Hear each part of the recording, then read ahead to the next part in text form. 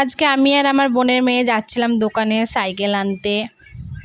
তারপর আমার বোনের মেয়ে এখানে জেদ ধরে যে লজেন খাবে। ওই দোকানে লজেন কিনতে হবে কার জন্য? না কর না।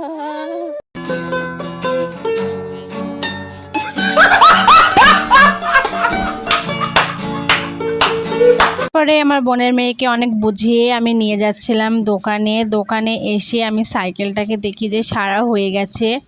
এখানে আমি সাইকেলের জায়গায় তেল দিয়ে নিচ্ছিলাম। বাড়ি যাবা? বললে যাবো না আমি। তারপর আমি সাইকেলটাকে দেখে নিচ্ছিলাম যে কোনো জায়গায় আকট ছিল কি না। তারপর আমি দেখি যে সাইকেলটা পুরোপুরি ঠিক হয়ে গেছে। তারপর আমার বোনের মেয়েকে আমি সাইকেলে বসিয়ে নিয়ে যাচ্ছিলাম বাড়ি। এখানে আমরা মহাসাগরটাকে পেরিয়ে যাচ্ছিলাম বাড়ি।